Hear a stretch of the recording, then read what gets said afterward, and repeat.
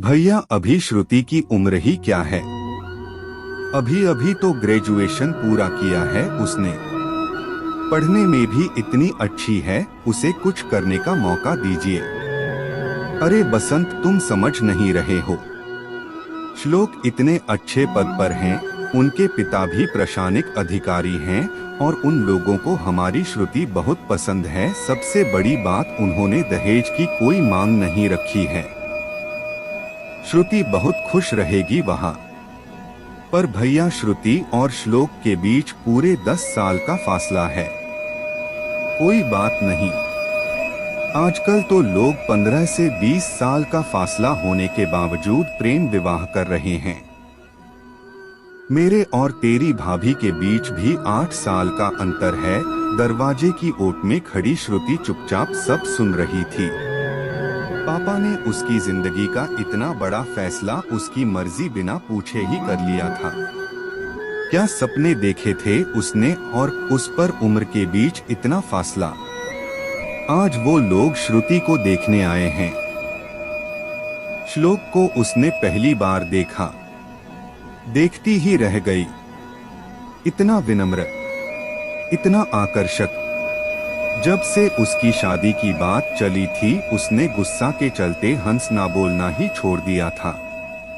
श्लोक की फोटो भी नहीं देखी, पर श्लोक तो बिल्कुल उसके सपने के राजकुमार जैसे थे। पुरुषों की गंभीरता ही तो उसे आकृष्ट करती थी। उन दोनों को कुछ देर के लिए अकेला छोड़ दिया गया। श्रुति का दिल बहुत तेज धड़क रहा था। बाहर बारिश हो रही थी, पर भावनाओं के बादल उन दोनों के मन में भी उमड़ रहे थे। श्लोक ने पूछा, श्रुति, आप इस शादी से खुश तो हैं ना? अगर आपके मन में किसी तरह की कोई भी बात हो तो आप मुझसे बेझिझक कह सकती हैं। मम्मी ने आपको फूफा जी के गृह प्रवेश में देखा था, तब से वो आपकी फैन हो गई हैं। आपको पता है हमारे बीच 10 साल का अंतर है। मैंने माँ को बहुत समझाने की कोशिश की, पर वो समझ नहीं रही हैं। लेकिन अगर आपको इस रिश्ते से एतराज है तो प्लीज मुझे बताइए, मैं कुछ न कुछ मैनेज कर लूंगा। तब श्रुति ने कहा, नहीं, मुझे कोई प्रॉब्लम नहीं है। ये शादी मेरी मर्जी से ही हो रही है। 1 महीने बाद ही उन दोनों की शादी का दिन तय हो गया था। 1 महीना शादी की तैयारियों में पलक झपकते ही निकल गया। आज उनकी पहली रात थी। श्रुति बहुत घबराई हुई थी। उसकी सभी सहेलियों में सबसे पहले उसी की शादी हुई थी। श्लोक को जानती भी नहीं थी। 3-4 बार फोन पर बात हुई थी, वो भी बहुत छोटी और औपचारिक। वो पत्रिकाओं में पहली रात के डरावने किस्से पढ़ चुकी थी। एक कभी न भूलने वाले हादसे से बचपन में ही गुजर चुकी थी। आज उसे वही सब याद आ रहा था। श्लोक के कमरे में आते ही उसकी धड़कन और बढ़ गई। श्लोक कुछ देर उसे देखते रहे, फिर अचानक से उठकर अलमारी में कुछ ढूंढने लगे। वहां नहीं मिला तो पलंग के साइड टेबल के दराज में ढूंढने लगे। श्रुति बहुत डर गई थी। दिमाग में अजीब अजीब से ख्याल आने लगे। डर के मारे उसने अपनी आंखें बंद कर ली। तब तक श्लोक की आवाज आई, श्रुति, ये तुम्हारे लिए।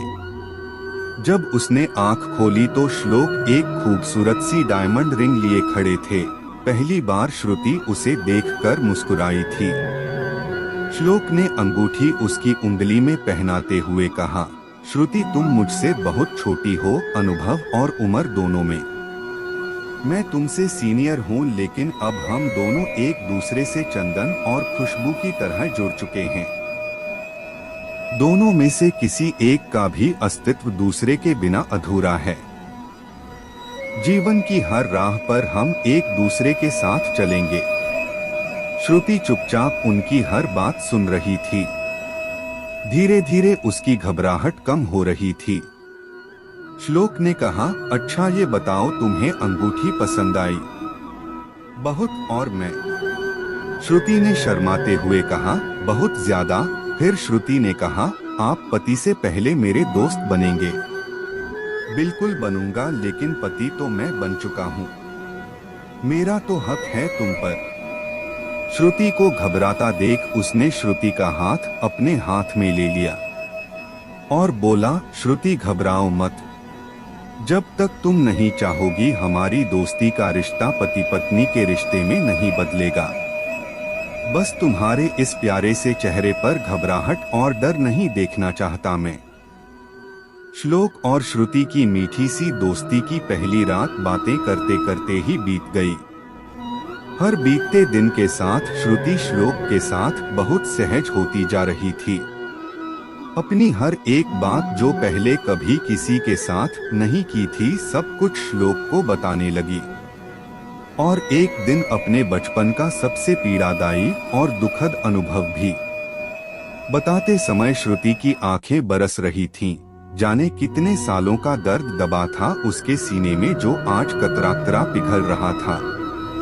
श्लोक से उसका दर्द बर्दाश्त नहीं हो रहा था। उस दिन पहली बार श्लोक ने श्रुति को अपनी बाहों में भरकर उसकी आंखें चूम ली। श्रुति का दर्द अब श्लोक की आंखों से बरस रहा था। खिड़कियों से झांकती भोर की रोशनी जब श्रुति की आंखों पर पड़ी तो उसने खुद को श्लोक की बाहों में पाया। जाने कितनी देर वो श्लोक को यूं ही अपलक निहारती रही। आज मन ही नहीं हो रहा था जगने का। अगले दिन उसे अपने मायके जाना था। शाम को दोनों बाहर घूमने निकले। श्लोक ने कहा, श्रुति आज तुम्हें बनारस के घाट की सैर कराता हूँ। नाव पर दोनों एक दूसरे के हाथ में हाथ डाले बैठे हुए थे। माँ गंगा की बहती धारा, डूबता सूरज और ठंडी हवाएं आज सब कुछ श्रुति को अवर्णीय अलौकिक एहसास से भर रहे थे। श्रुति बोलने लगी, श्लोक मुझे नहीं पता था कि प्रेम आपके जीवन को इतना खूबसूरत बना देता है, इतना सुंदर कि इसके हर एक पल से प्रेम हो जाता है। किसी की आंखों की गहराई में उतरने का मन करता है, उसमें डूबने के मन करता है। किसी की हथेलियों की गर्माहट में अपने मन की समस्त शीतलता उड़ेलने का मन करता है। जिंदगी अचानक से इंद्रधनुषी हो जाती है।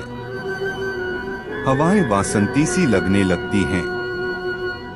श्लोक ने मुस्कुराते हुए उसका हाथ अपने हाथ में ले लिया और कहा, तो हमारी पत्नी को प्यार हो गया है। पर किससे? श्रुति शर्मा गई, कुछ बोल नहीं पाई, बस अपना सिर श्लोक की गोद में रख दिया और श्लोक उसके सिर को सहलाता रहा। आज श्रुति मायके से वापस आने वाली है। उसने श्लोक से फोन पर कहा, आज आपकी पत्नी आने वाली है, स्वागत की तैयारी कर लीजिए। श्लोक ने हंसते हुए कहा, वही कर रहा हूँ यार। फिर अचानक से कहा, क्या बोला तुमने? मेरी पत्नी आने वाली है। श्रुति ने हंसते हुए फोन रख दिया।